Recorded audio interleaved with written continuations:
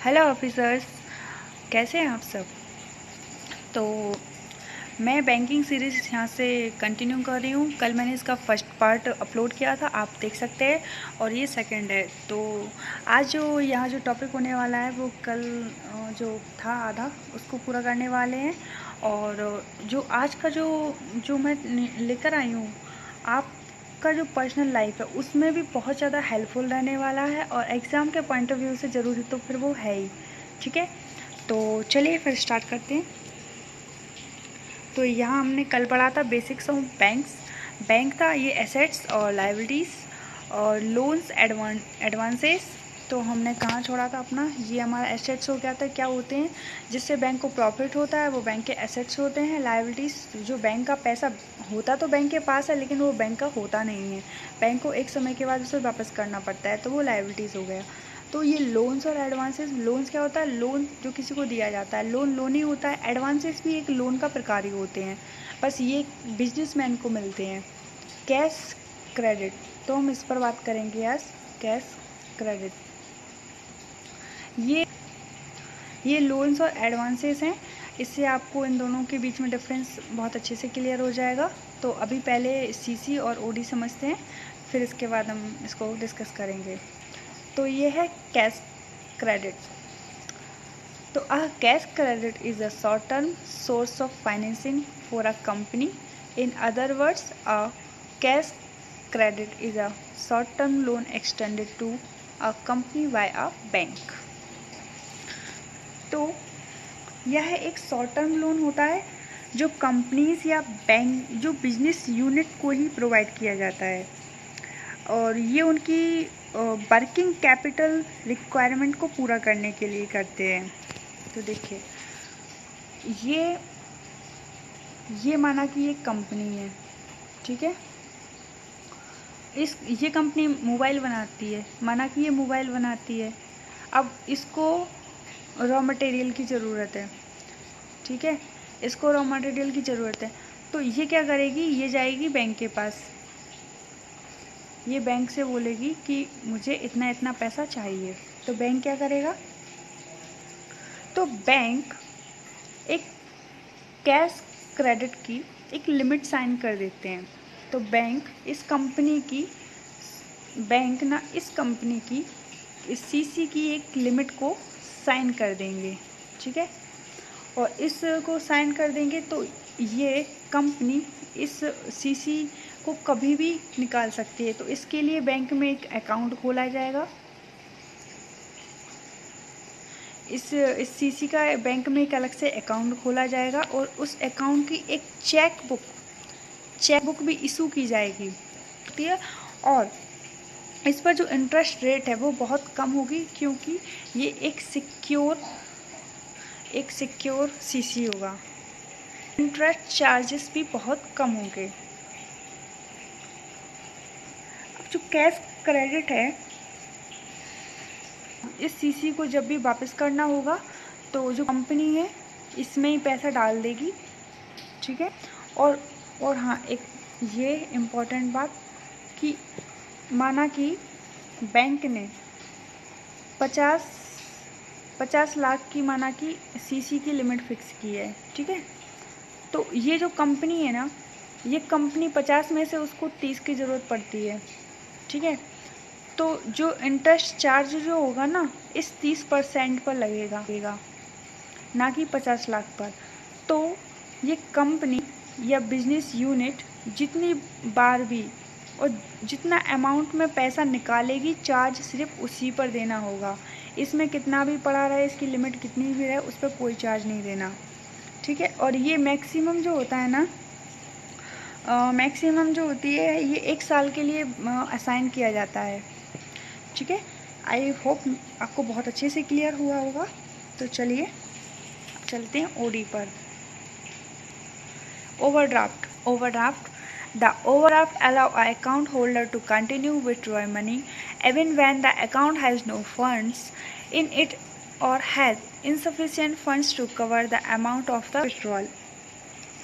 तो ओडी जो होता है, ओवरड्राफ्ट की फैसिलिटी सिर्फ अकाउंट पर ही मिलती है। आपके अकाउंट में बैलेंस 0 भी है, नो इशू, तब भी आपको ओडी की लिमिट बन जाती है। अब देखिए जो ओडी जो होते हैं,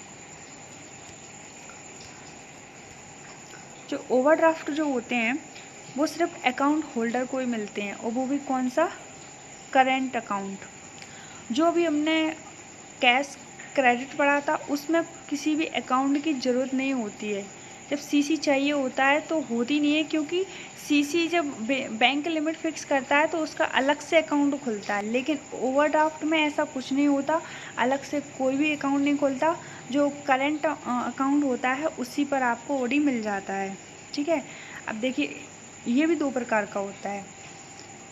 माना कि आपका ये अकाउंट है, ठीक है, ये सी ए अकाउंट, करंट अकाउंट, और इसमें आपके 50 लाख रुपए पड़े हैं। ठीक है, अब बैंक क्या कहेगा, अब बैंक आपकी गुडविल को देखकर और आपके बैंक से रिलेशन अच्छे हैं और आप अकाउंट में पैसे अच्छे से मेंटेन करके चलते हैं, तो बैंक आपको बोलेगा कि आप ना अपनी लिमिट को बढ़ा सकते हैं, और कभी भी ज़रूरत पड़ने पर आप एक्स्ट्रा मनी उसमें से निकाल सकते हैं। तो बैंक माना 50,000 की एक्स्ट्रा लिमिट फिक्स कर देता है। ठीक है, एक्स्ट्रा लिमिट को फिक्स कर देता है, तो जो बैंक अकाउंट होल्डर है वो जब भी उसको ज़रूरत पड़ेगी वो 50,000 रुपये निकाल सकता है, और ये जो 50,000 है इस पर आप उसको इंटरेस्ट देना होगा। ठीक है, अब देखिए मैंने वो होता है ओवरड्राफ्ट दो प्रकार का होता है, एक होता है सिक्योर और एक होता है अनसिक्योर। तो ये जो है, ये जो टाइप है वो है अनसिक्योर। अनसिक्योर इसलिए क्योंकि इस अकाउंट होल्डर ने बैंक के पास कोई भी सिक्योरिटी नहीं रखी हुई है, इसलिए ये अनसिक्योर है। और इस पर जो ये जो 50,000 है ना, और इस पर जो इंटरेस्ट रेट होगा वो बहुत हाई होगा, और बैंक ना ऊपर से एक्स्ट्रा चार्ज और लगा के देता है।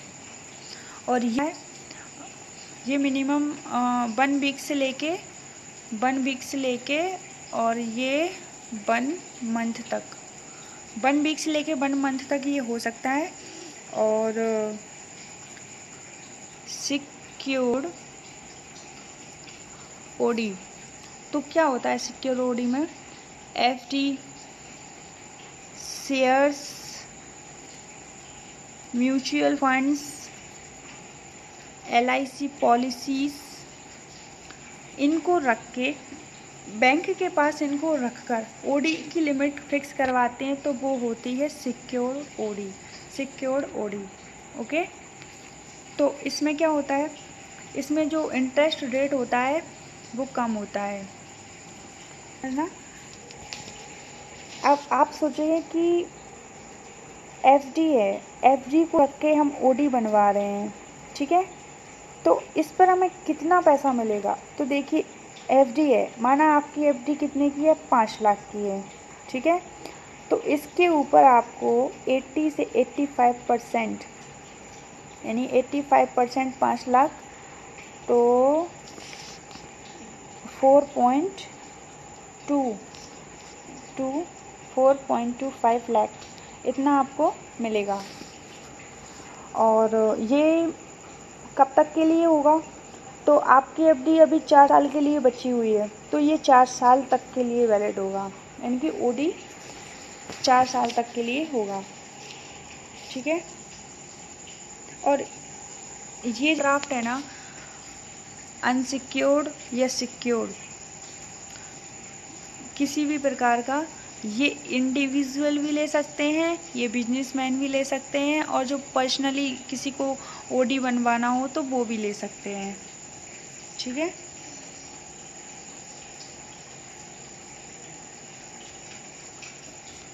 तो ये हमारा ओडी क्लियर हो गया।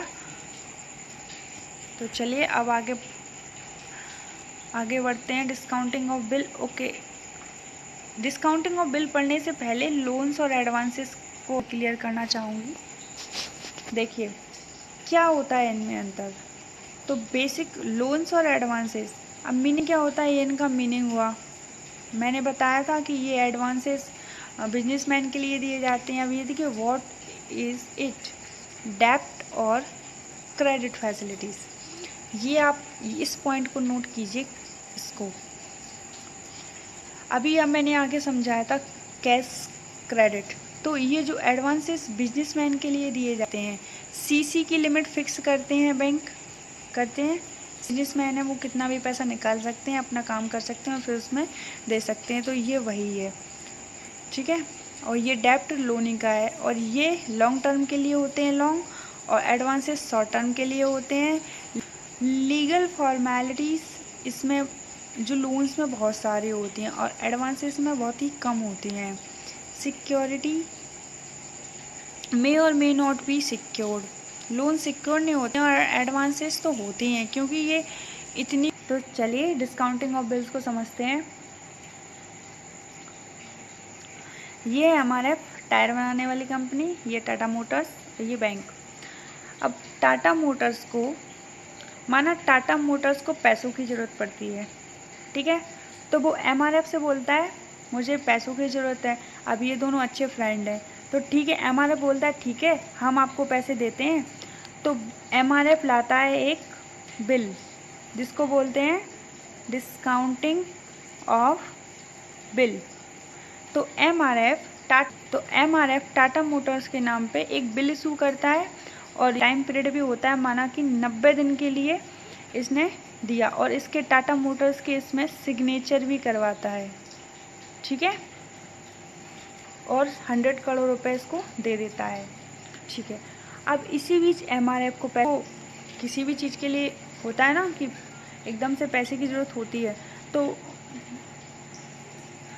वो क्या करता है, वो जाता है बैंक के पास, एसबीआई बैंक के पास जाता है, और एसबीआई बैंक से बोलता है कि मुझे पैसों की ज़रूरत है, और वो ये डिस्काउंटिंग ऑफ बिल बैंक को दिखाता है, ठीक है। और बैंक से बोलता है कि ये discounting of bill Tata Motors के नाम पे है, आप इसको रखिए और मुझे 100 करोड़ रुपए दीजिए। तो बैंक क्या करता है, ठीक है हम आपको पैसा देते हैं, हम इस पर 10% का ब्याज लेंगे, ठीक है। तो ये 10% का ब्याज लेके एमआरएफ के लिए पैसा दे देता है, और फिर ये 90 दिन, अब बैंक क्या करता है, ये 90 दिन पूरे हो जाने के बाद 3 वर्ष से ये 100 करोड़ रुपए ले लेता है। तो आप ये देखिए, अब देखिए बैंक क्या करता है, ये बैंक है, ठीक है, इसने एमआरएफ को 10% का ब्याज लेके इसको पैसे दिए थे, और इसने फिर टाटा मोटर्स को डिस्काउंटिंग ऑफ बिल दिखाकर इसको पैसे ले लिए। माना कि जो डिस्काउंटिंग ऑफ बिल का जो था वो अमाउंट था 10 लाख, ठीक है। तो बैंक ने क्या किया, कितना 3 महीने का था, तो 3/12 इंटू 0.1 इंटू 10 लाख, ठीक है। तो इसका 25,000, तो 25,000 रुपये निकल के आता है, तो 25,000 बैंक ने कमा लिया, ठीक है। और 10 लाख में से 00579 और 9,75,000 रुपये एमआरएफ को दिए, और 10 लाख टाटा मोटर्स से लिए। तो आप देख रहे हो कि बैंक ने तो 25,000 रुपये ऐसे ही कमा लिए। तो ये है डिस्काउंटिंग ऑफ बिल। कभी भी ऐसा नहीं कि कोई भी आके बोले कि ये डिस्काउंटिंग बिल है और आप इसमें पैसा दे दीजिए, जी नहीं। वो हमेशा जो रेपुटेबल होते हैं कंपनीज, बिजनेसमैन, हमेशा उनके लिए ही देता है। कोई भी चला जाएगा वो नहीं देगा, क्योंकि फिर उसका जो अमाउंट फ़ंड है उसको खतरा है ना कि कोई फिर वापस करेगा या ना करेगा, फिर एनपीए बढ़ जाएगा। तो इसलिए बैंक इस बात का भी ध्यान रखता है। तो आई होप आपको समझ में आया होगा, मैंने बहुत अच्छे से समझाने की पूरी कोशिश की है। तो इसके आगे अभी हमारा कहाँ तक हुआ, डिस्काउंटिंग ऑफ बिल ही हुआ है, तो कल हम पढ़ेंगे डिमांड डिपॉजिट और टाइम डिपॉजिट। तो इसके लिए मैं नेक्स्ट वीडियो लेकर आऊँगी। नॉलेज है आपको पर्सनल लाइफ में भी बहुत काम आएगी। तब तक के लिए थैंक यू।